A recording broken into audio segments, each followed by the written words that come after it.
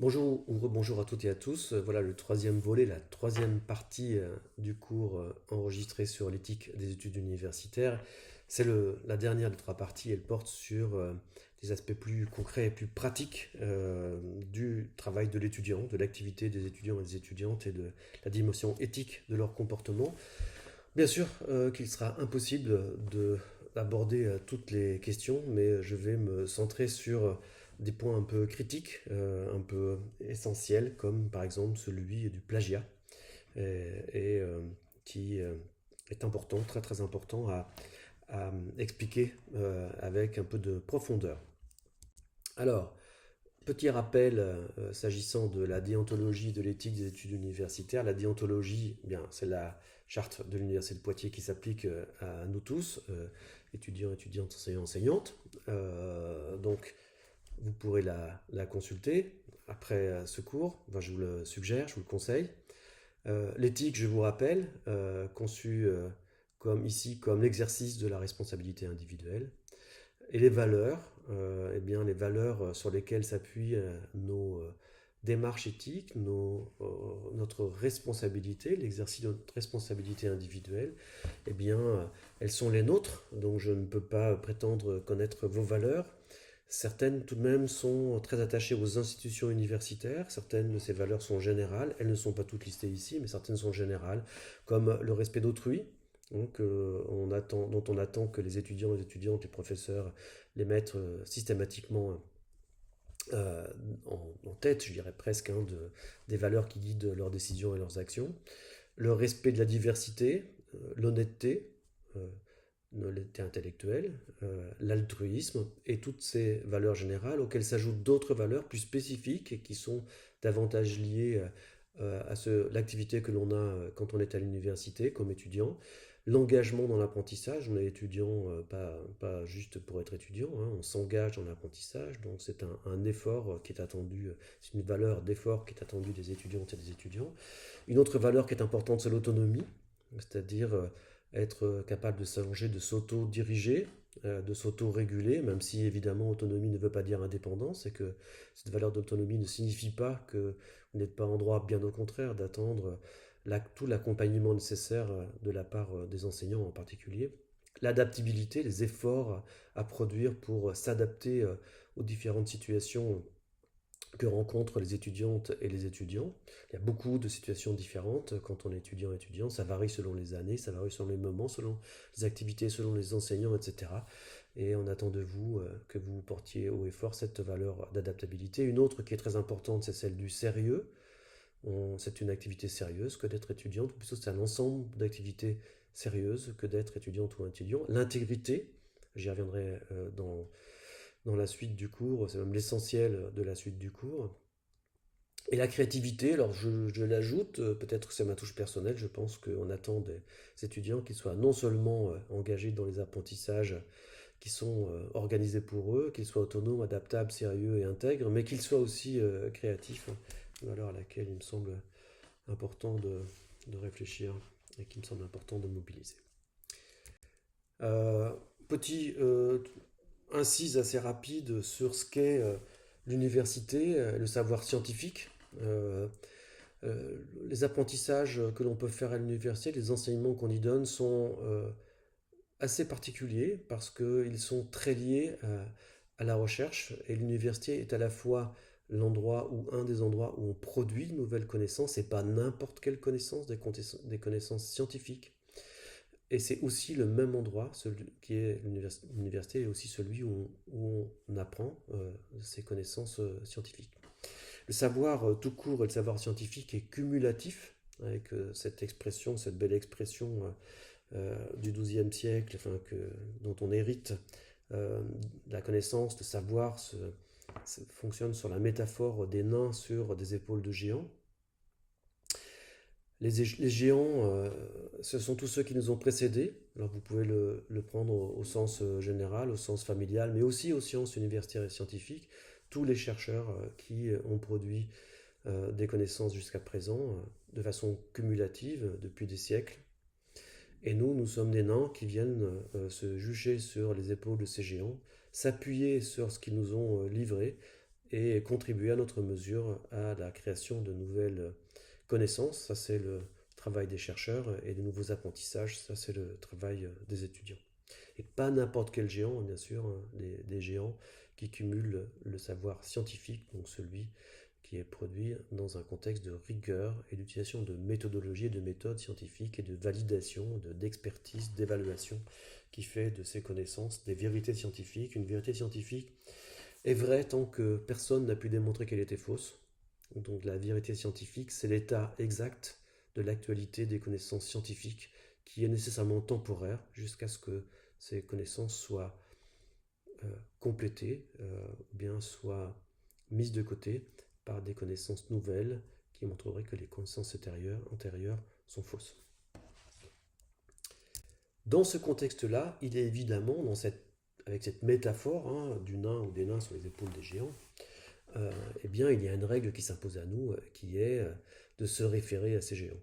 Et donc, lorsque nous travaillons, que ce soit un chercheur qui publie un article, je vous donne un exemple tout à l'heure, ou bien un étudiant qui produit un devoir, un exposé, un mémoire de recherche, peu importe le type de document, en tout cas, dans tous les cas, il faut citer ses sources. À la fois parce que ça montre qu'on s'appuie sur ce qui fait la vérité scientifique, et qu'on ne s'approprie pas, évidemment, ce que d'autres ont déjà produit.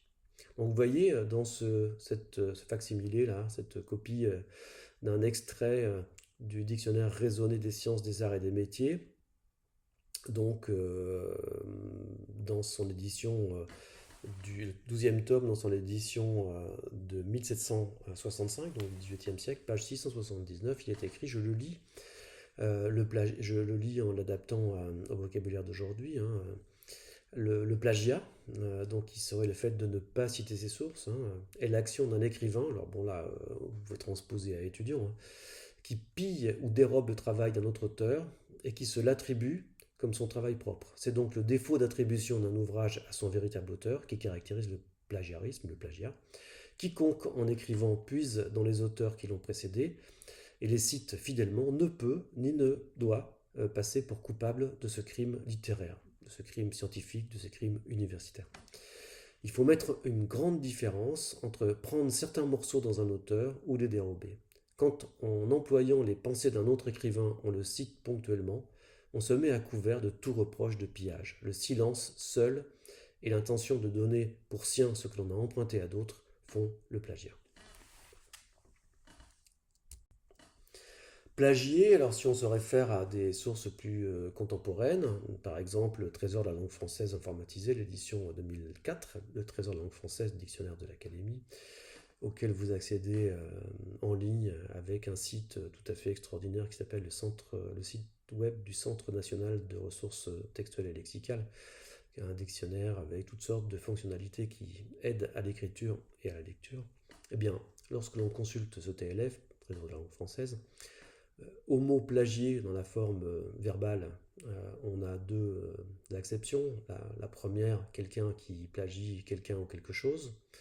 Et donc c'est ce que déjà se trouvait dans le dictionnaire précédent du XVIIIe siècle. Donc emprunter à un ouvrage original ou à son auteur des éléments, des fragments dont on s'attribue abusivement la paternité en les reproduisant avec plus ou moins de fidélité dans une œuvre que l'on présente comme personnelle. Vous voyez, la difficulté, c'est cette question de fidélité-là.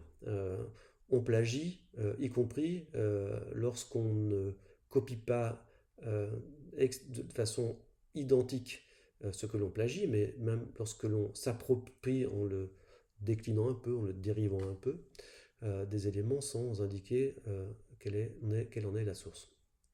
Et vous voyez, comme synonyme, le TLF indique copier, bien sûr, mais aussi piller, pirater, qui sont quand même des verbes très dépréciatifs. Il y a une exception B, c'est plagier quelqu'un, c'est-à-dire que on peut plagier la production, on peut plagier l'auteur de la production sans se référer explicitement, sans plagier explicitement sa production. Ça, c'est le verbe, et le substantif masculin, plagiat, c'est bien sûr l'action de plagier, mais c'est aussi le résultat de l'action de plagier. Pourquoi ne pas plagier ?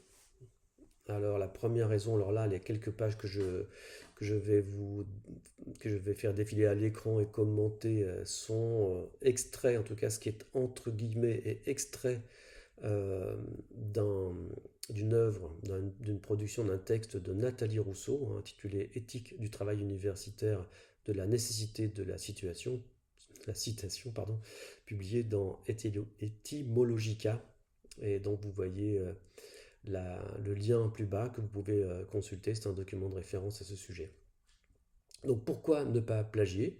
D'abord parce que toutes les œuvres de l'esprit, quel qu'en soit le genre, la forme d'expression, le mérite ou la destination, sont protégées par la loi et par le code de la propriété intellectuelle que j'ai évoqué dans le cours précédent, qu'il s'agisse de la partie morale de la propriété intellectuelle, c'est-à-dire sur le fond, sur le contenu, ou de la partie patrimoniale, ou du versant patrimonial, c'est la valorisation, en particulier économique, des œuvres. Donc, toutes les œuvres de l'esprit sont protégées par le code de la propriété intellectuelle, et à ce titre-là, il n'est évidemment pas tout à fait conseillé de se les approprier indûment. Et vous avez sans doute lu, entendu un certain nombre de procès qui ont été faits à des auteurs ayant plagié d'autres auteurs, que ce soit des auteurs dans le domaine de la littérature ou de la musique, par exemple. Mais c'est vrai aussi dans le domaine scientifique, et il existe, il arrive, je l'ai vécu, alors pas comme plagieur, enfin pas comme auteur de plagiat, mais comme expert sollicité pour déterminer si une œuvre était ou non plagiée, si un article scientifique était ou non plagié, enfin contenait euh, des éléments qui permettaient de catégoriser l'article incriminé comme plagiat. Et donc, vous voyez, dans le domaine scientifique, les travaux scientifiques, on peut aussi évidemment parler de plagiat.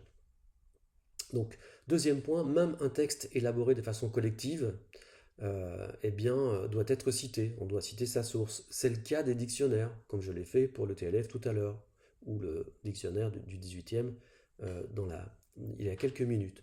Et c'est aussi ce qu'on doit faire quand on se réfère au contenu, par exemple, d'un article de Wikipédia. Wikipédia est par essence une œuvre collective, contributive, collaborative, ce qui n'empêche pas pour autant qu'il y ait des auteurs. Les auteurs sont indiqués quand on regarde les métadonnées relatives au texte publié dans Wikipédia. Donc il est important de s'y référer, de citer sa source. Alors en général, avec Wikipédia, on ne cite pas les auteurs, tous les auteurs qui ont contribué à tel ou tel élément de la page à laquelle on se réfère, mais on peut se référer à l'article, citer l'article comme étant un article de Wikipédia. C'est aussi le cas quand on se réfère à un manuel ou une fiche de cours distribuée par un enseignant, qui sont tout autant des œuvres de l'esprit, dans les contenus bien sûr, et dans la façon dont ces contenus sont formulés. Si vous vous référez à un manuel universitaire ou à un document de cours qui vous a été fourni par un enseignant, ou qui émane d'un enseignant qui n'est pas un de vos enseignants, eh bien si vous vous y référez, il faut aussi les sourcer, comme on dit, qui est quand même un néologisme pas très bon, les citer en tout cas, et citer vos sources. Voilà. Je donne un exemple un peu qui, assez commun en fait, qui pose un vrai problème de droit et d'éthique.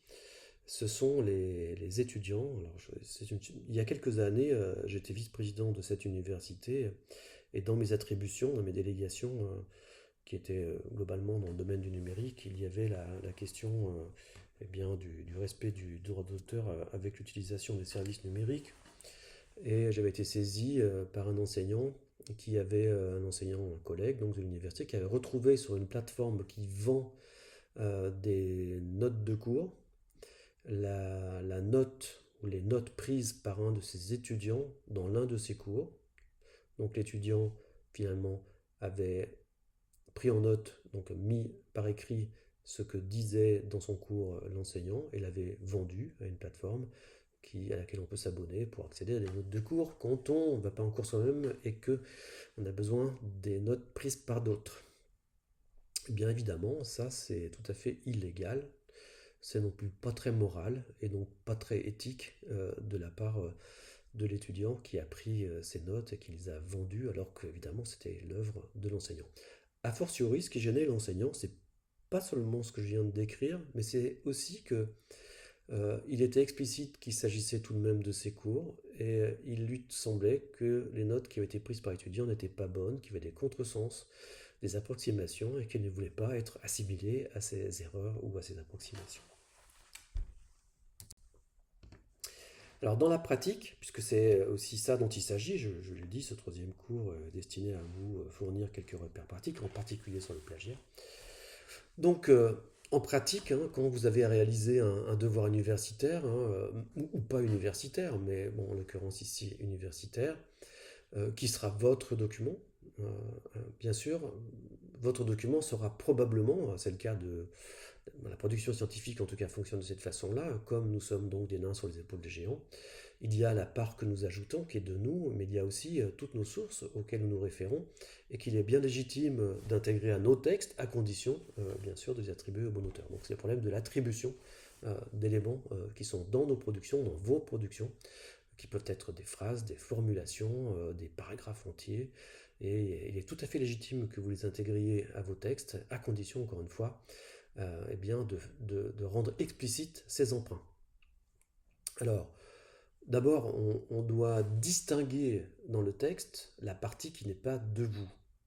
Alors, si c'est vraiment un extrait, à l'identique de ce que cet extrait était dans le texte original, eh bien, il faut le rendre explicitement visible, qu'il s'agit d'un extrait, et donc délimiter le passage qui a été copié, par exemple, recopié, par exemple, entre des guillemets, ou par un jeu d'indentation aussi, peut-être si le passage est très long. Il y a des standards hein, de présentation. Je ne vais pas donner formellement l'unique façon de faire parce que ça dépend beaucoup des disciplines et je ne saurais pas dire dans votre discipline ce qu'il convient exactement de faire. En tout cas, bon, en général, on met entre guillemets le passage qui est l'extrait et on fait suivre cet extrait entre parenthèses eh bien, la référence de l'auteur qui est, de l'œuvre qui est citée. Je vais vous donner des exemples concrets juste après. Et quand on se réfère non pas simplement aux idées qui ont été évoquées, c'est-à-dire vous vous référez à un article sans copier pour autant un extrait de cet article dans votre propre texte, eh bien ça ne vous empêche pas, ça ne vous délie pas de l'obligation de citer votre source. Dans ce cas-là, il n'y a pas d'extrait bien sûr, mais au moment où vous écrivez ce que vous avez retenu, ce que vous avez choisi de retenir du texte auquel vous vous référez, même s'il n'y a pas d'extrait, eh bien vous signalez la référence à l'article qui est votre source pour cette argumentation, cet argument, cette information, cette façon de dire les choses. Ce que je viens de dire, justement, peut relever en tout cas de la paraphrase. Lorsqu'on paraphrase, qu'on reformule, en fait, hein, ça ne dispense pas, c'est ce que je vous disais à l'instant, de mentionner la source sur laquelle vous appuyez votre propos. Donc voilà là un exemple. Je vais vous montrer la façon incorrecte de procéder et je vous présenterai après la façon correcte ou une façon correcte de le faire. Donc je vous lis cet extrait, vous pouvez le lire vous-même bien sûr, mais je vous le lis. Donc extrait potentiellement d'un article scientifique, donc ça n'a pas été publié de cette façon-là, hein, mais ça aurait pu être de façon incorrecte publié, écrit de cette façon-là, ça n'aurait pas été publié, je pense. Parce que l'expertise scientifique, justement, conduit à ne pas accepter des emprunts qui ne sont pas de cette façon-là sourcés. Depuis une dizaine d'années, on observe la forte fréquence du terme numérique dans différents textes institutionnels. On peut considérer que le terme numérique renvoie aussi bien à l'objet technique qu'aux infrastructures, outils, contenus. On constate également que l'articulation entre l'institution scolaire et le numérique n'est pas encore trouvée malgré une prise en compte de ce dernier dès 1970. L'étude des représentations du numérique invite à considérer le cadre d'usage des objets techniques qui structurent et organisent les interactions entre les usagers et les objets.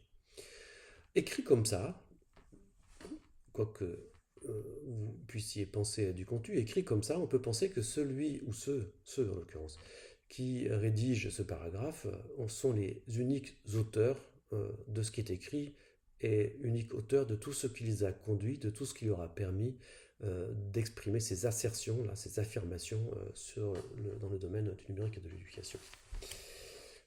Alors, c'est totalement incorrect de le faire comme ça.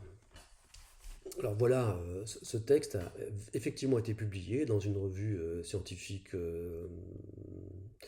de qualité, pas se dire reconnue par le milieu scientifique. Donc il y a les revues, la crédibilité des revues vient de leur reconnaissance par les chercheurs. Il y a beaucoup de revues à caractère scientifique qui n'ont pas cette reconnaissance. Donc la revue en l'occurrence, elle s'appelle Interface numérique. Elle a un taux de publication assez faible. Le taux de publication, c'est la division entre le nombre d'articles qui sont proposés à la revue et le nombre d'articles qui sont réellement publiés par la revue. Donc ça exprime la qualité accordée, l'évaluation qui est faite de ces articles. Donc ce paragraphe a été publié dans la revue Interface numérique. Je suis l'un des auteurs, vous voyez, de cet article est beaucoup plus long bien sûr, hein, mais de cet extrait, donc avec d'autres collègues, Sylvie Merlet-Fortin, Laetitia Pierrot et Mélina Solari-Landa, qui sont des collègues du laboratoire Techné où je travaille. Donc cet article a été publié en 2021, et la référence de cet article, normé au standard, dans un standard qui s'appelle APA, American Psychology Association, qui impose un format de présentation de la référence bibliographique, qui est celui qui est utilisé dans cette référence. Mais le paragraphe n'est pas celui que vous voyez en haut, il est celui que vous voyez en dessous, et que je lis. En 2017, Rouissy, qui est un auteur, observe la forte fréquence du terme numérique, et la référence de Rouissy qui était citée déjà avant d'ailleurs dans cet article, mais en 2017 Rouissy, vous voyez dans les références bibliographiques qui sont associées à cet article et qui sont en bas, vous voyez Rouissy S 2017 et donc la référence de l'article qui nous permet, nous, Mélina Solari, Laetitia Pierrot, Sylvie Merlet-Fortin et moi, d'écrire cette idée que la fréquence du terme numérique dans différents textes institutionnels a augmenté. C'est pas nous qui l'avons montré, on le dit et on le réfère à l'article de Rouissy qui le démontre même avec une étude bibliographique. Donc en 2017, Rouissy, avec la référence, observe la forte fréquence du terme numérique dans différents textes institutionnels. Ensuite, l'idée qu'exprime l'article, c'est qu'on peut considérer que le terme numérique renvoie aussi bien à l'objet technique qu'aux infrastructures, outils, contenus. Et là, c'est pareil, pour pouvoir l'exprimer, on s'est appuyé sur les travaux d'un autre chercheur qui s'appelle Milad Douaili. Et ce qu'on a écrit dans l'article, c'est comme Douaili 2013, Rouissy, considère que le numérique renvoie aussi bien, etc. Et là encore, la référence au travail scientifique, à l'article, c'est un article, c'est pas un article, c'est un ouvrage, une monographie, hein, qu'est-ce que le numérique, donc dont la référence est aussi citée, présente dans la bibliographie associée à l'article. Et puis enfin, la dernière partie de ce paragraphe, l'étude des représentations du numérique, etc., invite à considérer, etc. Eh bien, pour exprimer l'idée que nous souhaitions retenir pour l'article, nous faisions référence à un autre chercheur qui est un sociologue de l'innovation, et qui s'appelle Patrice Flichy, et qui en 2008, dans un article de la revue Réseau intitulé Technique, usage et représentation, a exprimé l'idée que nous avons reprise de lui. Donc vous voyez, dans ce simple paragraphe, eh bien, nous avons trois auteurs comme source qui nous ont servi à exprimer notre propre raisonnement. Mais évidemment, nous sommes les nains qui se sont appuyés sur les épaules de géants, parmi lesquels Rouissy, Douaili et Flichy. C'est ce type de fonctionnement, c'est ce type d'utilisation des sources bibliographiques que l'on attend des chercheurs, mais c'est exactement ce que l'on attend des étudiants. Citer leurs sources, s'appuyer déjà sur des sources, ce qui est important, et pas juste raisonner tout seul à partir de rien, s'appuyer sur des sources et s'appuyer explicitement sur des sources, et le mentionner dans sa production textuelle d'une façon qui correspond aux standards de la discipline dans laquelle on se trouve. Et là, ce que je vous montre ici, ce sont les standards de la discipline dans laquelle je suis chercheur et enseignant, c'est-à-dire les sciences de l'information et de la communication, mais en fait, ça correspond à peu près aux standards des sciences humaines et sociales dans toute leur diversité. je ne sais pas, je n'ai pas de compétences suffisantes pour m'exprimer pour d'autres disciplines, comme la littérature, les études littéraires par exemple, je ne sais pas quels en sont les standards. À demander donc à vos enseignants et enseignantes si vous êtes dans cette situation. Alors, cette question du plagiat, d'abord, je crois qu'il faut envisager ces questions de façon très positive. C'est-à-dire, ce qui est positif, c'est qu'on doit s'appuyer sur le travail de nos prédécesseurs ou de nos collègues. Donc, vous devez vous appuyer sur le corpus considérable de littérature scientifique, articles ou monographies qui vous permettent d'apprendre et vous permettent d'exprimer, de construire vos propres raisonnements, vos propres analyses. Ça, c'est le côté positif, hein, je l'ai exprimé de façon un peu négative tout à l'heure, mais le côté positif, c'est qu'on dispose de toute cette richesse intellectuelle sur laquelle on peut s'appuyer pour aller plus loin, pour construire nos apprentissages, pour construire nos points de vue, pour exprimer nos argumentations. Alors, côté, je dirais, négatif, revers de la médaille, envers de la pièce, de la face, tout ça, c'est évidemment quand on ne procède pas de cette façon. Alors, quand on est enseignant, chercheur, qu'on publie, ou quand on est étudiant, qu'on publie, en tant cas qu'on remet un certain nombre de documents dans le cadre de ses études, et qu'on n'a pas satisfait ces exigences-là de valeur d'honnêteté, de sincérité, d'intégrité scientifique, et qu'on a plagié, eh bien, ça déroge complètement aux valeurs aux- et à la déontologie universitaire. Et évidemment, les enseignants, l'institution et les enseignants cherchent à vérifier que vous n'avez pas plagié. Alors parfois c'est évident, hein. Dans certains, on est tout de même tous experts dans nos domaines, et quand nous recevons le devoir, la production de l'étudiant, on peut souvent, pas toujours, mais on peut souvent détecter des plagiats manifestes. Il y a toutes sortes d'éléments qui nous permettent de supposer en tout cas que l'œuvre le document que nous évaluons, que nous lisons, dont nous prenons connaissance, n'est peut-être pas complètement l'œuvre de l'étudiant qui prétend l'avoir réalisé, ou l'étudiante qui prétend l'avoir réalisé. Alors, on se fait aider de certains outils, et il y a des outils qui permettent de détecter le plagiat. Alors, dans une certaine mesure. Alors, je ne vais pas vous donner de trucs. D'abord, j'ai confiance en les valeurs que vous portez, dont vous êtes porteur, mais je ne vais quand même pas vous donner des trucs pour contourner l'efficacité des logiciels dits anti-plagiat. Il y a quelques ficelles. Ce serait vraiment une très mauvaise idée de ma part. Mais je vous signale que l'Université de Poitiers dispose d'une plateforme de détection du plagiat qui est ouverte. Alors, je ne sais pas là en ce moment si elle est ouverte aux étudiants. J'espère qu'elle l'est. En tout cas, ça pourrait être une bonne idée qu'elle le soit. Mais ce qui est sûr, c'est qu'elle est ouverte à tous les enseignants. Et il y a des cas particuliers dans lesquels nous utilisons systématiquement cette plateforme anti-plagiat pour vérifier, même si on n'a pas a priori l'idée que vous avez plagié, mais pour vérifier, surtout dans les textes longs, genre mémoire, exposé long, a fortiori thèse de doctorat, ce qui est le cas de ce que vous voyez à l'écran, de vérifier qu'il n'y a pas eu de plagiat. Alors, c'est tellement vrai d'ailleurs que pour le doctorat, pour qu'un doctorant puisse soutenir sa thèse de doctorat, il faut qu'une vérification ait été faite avec cette plateforme. Ça, je parle pour l'Université de Poitiers, dans d'autres universités, ce sont d'autres procédures et d'autres plateformes, mais l'idée est la même.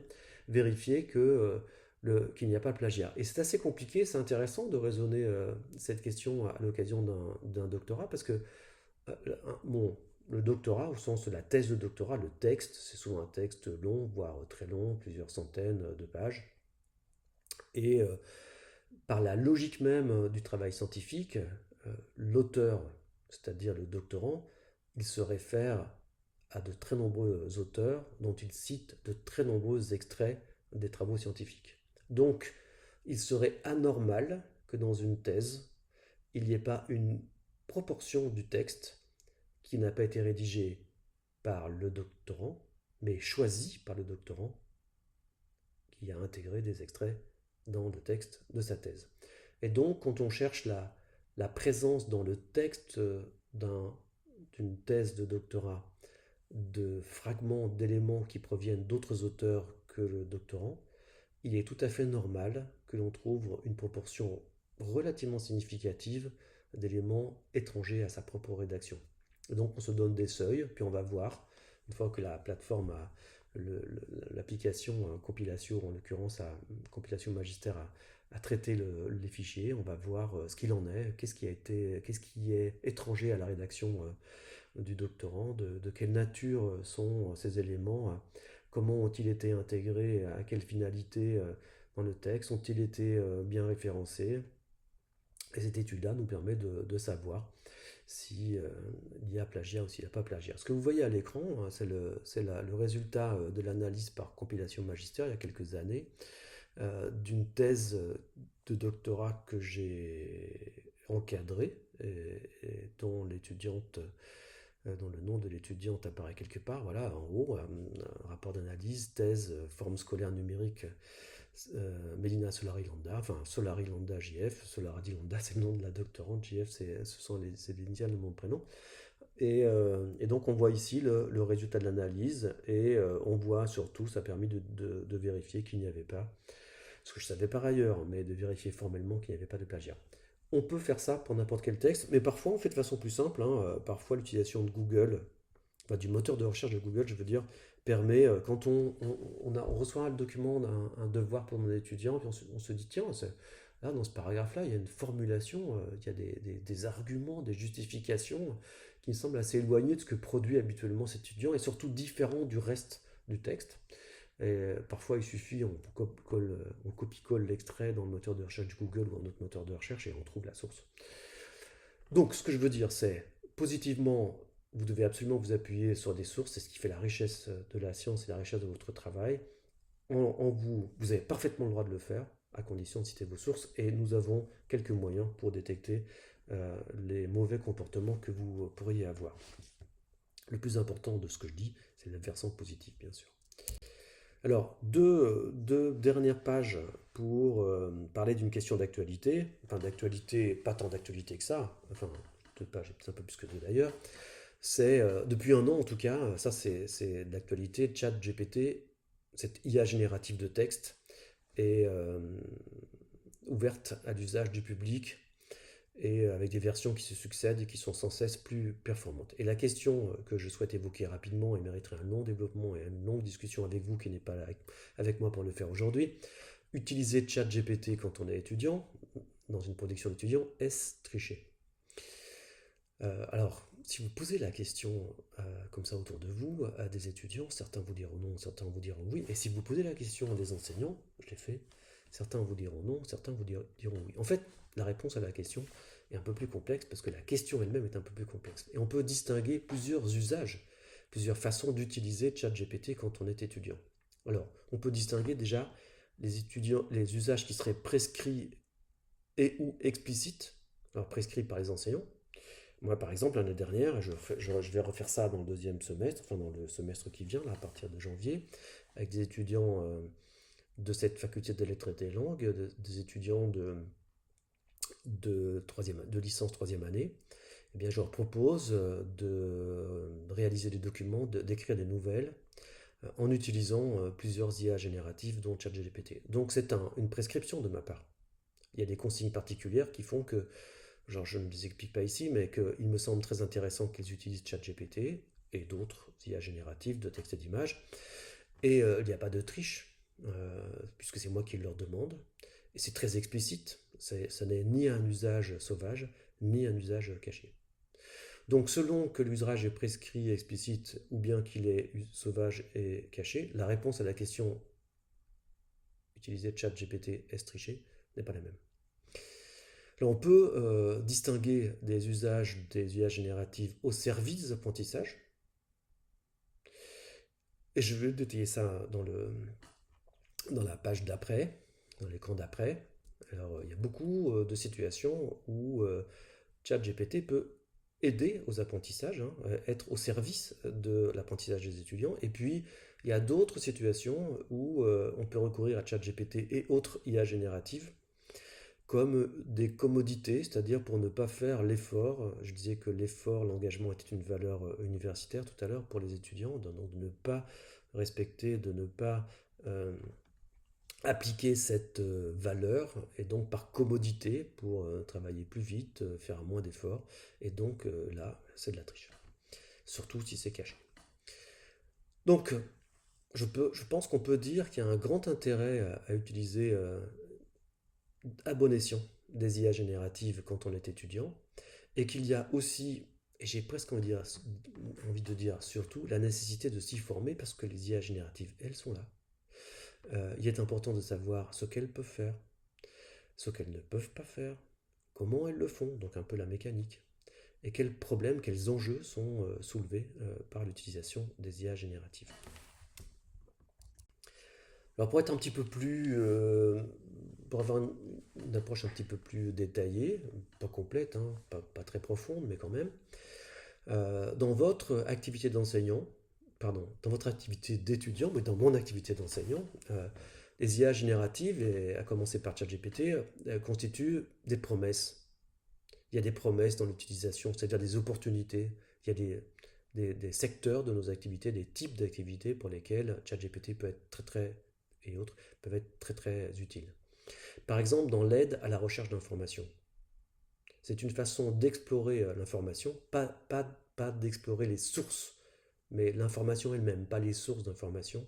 Ça peut aider, en posant des questions à ChatGPT, de circonscrire par exemple un champ thématique, un champ sémantique, pour ensuite utiliser des moyens plus systématiques et formels de recherche d'articles scientifiques, de monographies, sourcés, validés, expertisés, etc. Ce qui ne permet pas de faire ChatGPT qui contient largement autant d'informations fausses que d'informations vraies au sens scientifique, puisqu'il n'est que le reflet de tout ce que sa base de connaissances comprend, enfin comprend au sens intègre, et, parce qu'il ne comprend rien du tout, bien sûr. Et donc, c'est un corpus qui est constitué de l'état d'une partie du web à un moment donné, du web qu'on pourrait dire visible, c'est-à-dire du web qui n'est pas accessible à condition de disposer de mots de passe particuliers. Et on sait bien que sur le web mondial, on peut trouver toutes sortes de choses intéressantes, pas intéressantes, juste fausses, voire très fausses, voire délibérément fausses. Donc c'est une très bonne aide à la recherche d'informations, mais on ne peut pas réduire évidemment et limiter la recherche d'informations à l'utilisation de ChatGPT. Moi je vous recommande de l'utiliser pour un peu au début, quand on a un nouveau sujet, l'explorer un peu, voir ses différentes dimensions, voir des facettes de la question qu'on ne voit pas comme ça spontanément, nous aider à réfléchir. C'est plus un point de départ qu'un point d'arrivée. Il y a d'autres promesses, d'autres opportunités qui sont de l'aide à la production. Bien sûr qu'on peut utiliser ChatGPT pour produire certains textes, certaines images, euh, sans que ChatGPT se substitue à nous. Il peut constituer une aide une aide rédactionnelle, par exemple, ou une aide à la production d'images. Les images que j'ai utilisées en première page de mes 3 cours, là, en première page des supports visuels de mes 3 cours, sont des images qui me semblent importantes pour évoquer les sujets, que je n'aurais absolument pas été capable de réaliser seul. Je n'ai pas les compétences graphiques pour le faire. C'est une aide pour moi précieuse à la production d'images, comme ChatGPT a été une aide précieuse pour moi à l'aide de la production des questions et des propositions de réponses au QCM qui va permettre de vous évaluer.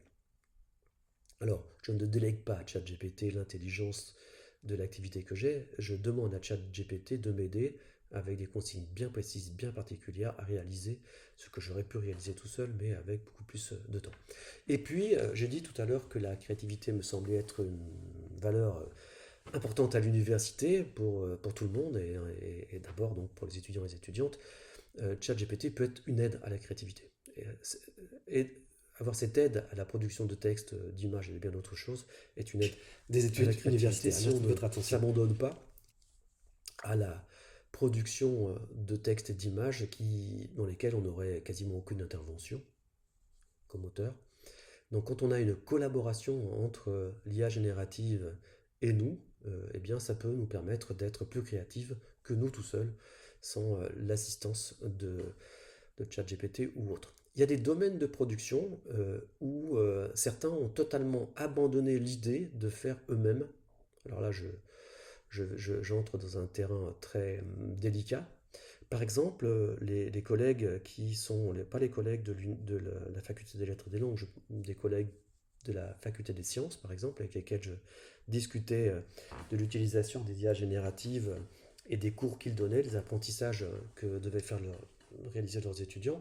Je parlais des collègues qui sont dans une discipline qui est la science et technique de l'information et de la communication, qui s'appelait autrefois et qu'on peut encore qualifier d'informatique. Et dans l'informatique, dans les cours d'informatique, il y a des cours de codage informatique, utiliser un langage de programmation pour développer une application, pour coder un document avec un langage de description textuelle, par exemple. Eh bien, ils ne donnent plus de cours, ou plus que très peu de cours sur le codage. Ils apprennent le principe du codage, qui n'est que la traduction de ce que l'on veut coder, donc des algorithmes notamment, et ils confient le codage à des IA génératives. Par exemple, les mathématiciens, pour représenter leurs formules mathématiques, sont assez embêtés avec les limites d'un logiciel d'édition de texte comme Word. On peut écrire des formules mathématiques avec Word, mais c'est assez laborieux pour ne pas dire poussif.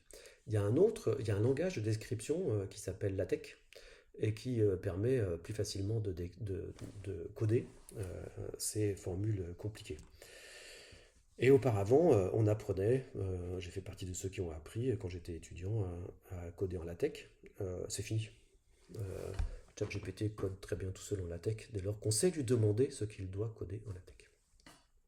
Alors, ça, ce sont des promesses. Mais il y a des risques. Le premier des risques pour un étudiant étant la triche. Mais la triche dépend de vous. C'est votre intention. C'est l'intentionnalité, la triche. C'est la différence que je faisais tout à l'heure entre les différents usages possibles des IA génératives. Alors, il y a des risques. Alors, un risque, les juristes, on doit toujours s'intéresser au droit parce que les juristes définissent très bien les mots, les concepts, les situations qui sont un peu ambiguës parce que le droit devrait lever, il n'y arrive pas toujours, mais toute ambiguïté. Donc pour un juriste, un risque, c'est l'éventualité d'un événement qui peut causer un dommage. Donc au-delà de la triche, qui est aussi un risque pour vous, que vous ne devez pas prendre, il y a d'autres risques qui sont liés à l'utilisation de l'intelligence artificielle et en particulier des intelligences artificielles génératives comme ChatGPT. Alors, il y en a plus que ceux que je vais lister, et je ne vais pas les détailler, je ne vais pas en faire une présentation approfondie, mais c'est juste pour vous donner un aperçu, que vous connaissez déjà probablement en grande partie, un aperçu de tous les risques qui sont liés à l'utilisation des IA génératives. Premier risque, les biais algorithmiques, et notamment, on en parle souvent, les biais d'entraînement. Alors, je l'ai dit tout à l'heure, un des risques que vous courez si vous utilisez le ChatGPT pour produire un texte universitaire, c'est que dans la base de données et donc dans la base d'entraînement de ChatGPT, il y a beaucoup d'erreurs. Il y a beaucoup de textes qui sont faux. Il y a beaucoup délibérément faux ou simplement faux, mais qui quand même sont les textes qui ont servi et qui servent toujours à entraîner les versions successives de ChatGPT. Donc ChatGPT peut vous écrire des textes complètement faux. Il n'y a pas que des biais d'entraînement, ça c'est le corpus d'entraînement, mais il y a aussi des biais qui sont liés aux règles. Le ChatGPT utilise des règles pour, en plus de l'entraînement. C'est difficile à décrire ici. Enfin bref, il y a des biais algorithmiques qui font qu'il faut se méfier un peu de ce que vous propose ChatGPT et ce sont des risques pour vous d'avoir des éléments faux. Les risques que l'on a aussi avec ChatGPT, c'est ce qu'on appelle l'horizon d'explicabilité, c'est-à-dire qu'on ne peut pas savoir pourquoi ChatGPT propose qu'il vous propose en réponse au prompt que vous lui avez proposé. C'est lié vraiment à la façon dont fonctionne ChatGPT qui a des raisonnements probabilistes qui sont non causaux, je le disais dans le cours précédent, raisonnement déductif, on peut retracer la chaîne causale, voir quelle cause produit quel effet. Ce n'est pas le cas avec les algorithmes qui motorisent en quelque sorte ChatGPT. On ne peut pas remonter des effets aux causes, d'autant plus que à mesure qu'il fonctionne, ChatGPT efface la trace des sources qu'il a utilisées pour produire le résultat que vous obtenez. Donc, on ne sait pas, on ne peut pas expliquer, on ne peut pas comprendre comment il a procédé pour répondre à votre question, à votre prompt. On ne sait pas sur quel texte il s'est appliqué, et encore moins sur quelle source. Donc ça entraîne des risques de justesse, au sens où ce qui vous est dit peut être faux, ce qui vous est retourné peut être faux. Il y a d'autres risques qui sont d'un autre ordre, hein. Il y a bien sûr des risques d'atteinte à la vie privée et à l'identité. Dans ce qui vous est dit par ChatGPT, je donne un risque d'atteinte à la vie privée, c'est que quand certains auteurs, pour les travailler, confient à ChatGPT leurs textes. Par exemple, il y a pas mal de collègues, mais ça peut aussi être des étudiants, mais il y a pas mal de collègues, quand ils produisent l'œuvre originale qui est un article scientifique, pour améliorer pour une amélioration rédactionnelle, surtout souvent pour écrire de façon plus synthétique, qui est un problème pour nous parce que souvent les formats de publication des revues sont relativement courts et quand on propose un texte à une revue, souvent dans l'évaluation qui en est faite, on nous demande de revoir un peu notre copie en faisant plus court. Et ChatGPT sait assez bien faire ça, c'est-à-dire synthétiser, réduire la taille d'un texte. Quand on fait ça avec ChatGPT, on lui remet son texte. Quand on est un chercheur, c'est un texte original. Et bien ce texte est intégré à la base au corpus textuel de ChatGPT. Et donc, vous voyez, c'est une atteinte au droit que nous avons sur nos propres œuvres. Alors, bon, il y a des risques, hein, c'est que des générations de fausses informations en masse, hein. Alors déjà, les fausses informations, elles circulent en masse dans les réseaux sociaux notamment. Mais là, on n'a même pas d'efforts, on n'a pas beaucoup d'efforts à faire pour les produire. Et avec un peu de compétences dans l'utilisation de ChatGPT et un peu d'astuces, on peut générer en masse des fausses informations qu'on peut diffuser tout autant en masse, par exemple, avec des faux comptes, des comptes fictifs, des identités fictives dans les réseaux sociaux.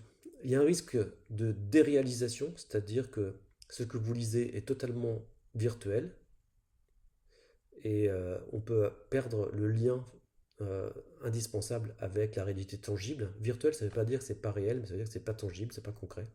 Et le risque de déréalisation, c'est de perte de contact avec, non pas le réel en fait, mais plutôt le concret. Il y a des risques tout autres, hein, dont il faut avoir conscience, les deux derniers, hein, parce qu'en utilisant ChatGPT, vous ne faites pas que faire travailler des machines, vous faites travailler des hommes. Alors, ChatGPT et beaucoup d'autres, les IA génératives d'images notamment, mais beaucoup d'autres algorithmes d'intelligence artificielle ont besoin pour s'entraîner, pour apprendre à fonctionner correctement, pour augmenter leur efficacité, eh bien, ont besoin de personnes qui, par exemple pour les images, vous savez les images quand on doit prouver à un logiciel ou à une plateforme pour pouvoir passer la barrière d'entrée que l'on est bien un homme et pas une machine, et qu'on vous demande de reconnaître sur une image les voitures ou les feux de circulation ou des bateaux ou des animaux ou que sais-je, parmi une collection d'images, vous cliquez sur celle qui représente qui répondent à la question qui vous est posée. Eh bien, pour entraîner, ça c'est un algorithme d'intelligence artificielle hein, qui est en fonctionnement, mais pour l'entraîner, c'est-à-dire pour que lui puisse lui-même savoir si cette image-là est bien l'image d'une voiture ou pas, d'un chien ou pas, etc. Eh bien, il y a eu un entraînement. Cet entraînement n'a pas été automatique. C'est ce qu'on appelle de l'entraînement supervisé. Supervisé, ça veut dire qu'il y a un homme, une femme, plutôt des milliers d'hommes et des milliers de femmes à qui on a soumis des centaines de milliers d'images, et ils ont dû cliquer, eux, pour ces centaines de milliers d'images, c'est un homme, c'est un feu, c'est un bateau, c'est un chat. Et donc, derrière la performance apparemment clinique, technique et totalement virtuelle, enfin dans un monde virtuel de l'IA, il y a bien des milliers, des dizaines de milliers, des centaines de milliers de travailleurs pauvres, plutôt dans les pays du Sud, plutôt mal payés, plutôt dans des métiers précaires, plutôt sans contrat, plutôt sans aucune assistance sociale. Et donc, quand on utilise ChatGPT, il faut aussi savoir que l'on contribue à cet état de fait social et politique. Et puis, il y a les risques et les impacts, surtout environnementaux. L'intelligence artificielle générative est extrêmement consommatrice de mémoire et de calcul, mobilise des clouds gigantesques. C'est même exponentiel à mesure que les générations successives des IA se succèdent. Il y a un coût environnemental lourd, alors en termes bien sûr de consommation énergétique, et donc tout ce qui est engagé dans la consommation énergétique, mais aussi de matériel, et donc aussi de tout ce qui est engagé dans la fabrication des matériels. Donc voilà, vous voyez, c'est une question éthique.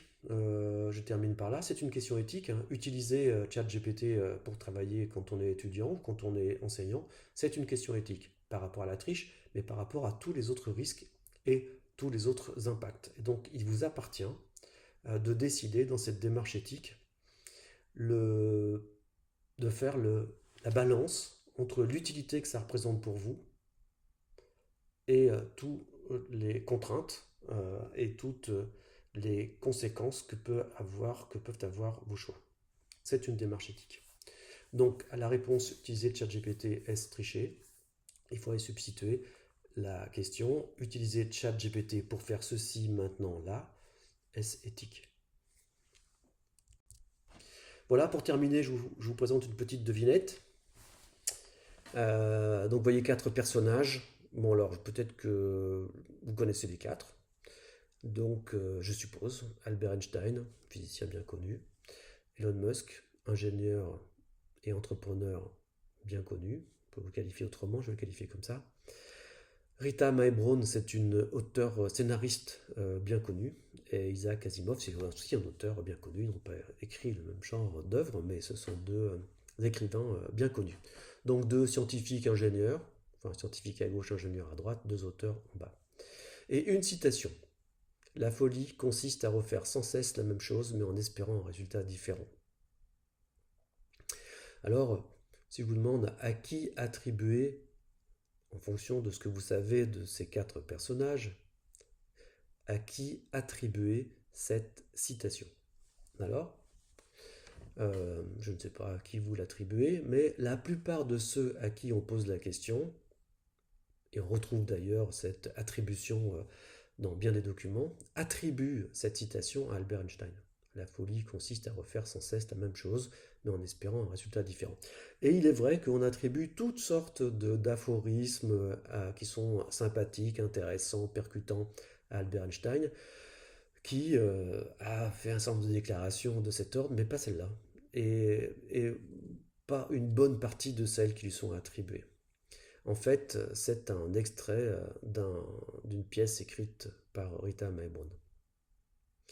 Donc il faut faire très attention, parce que même lorsque l'on trouve des attributions précisées, des références explicites à des auteurs, il se peut qu'elles soient fausses.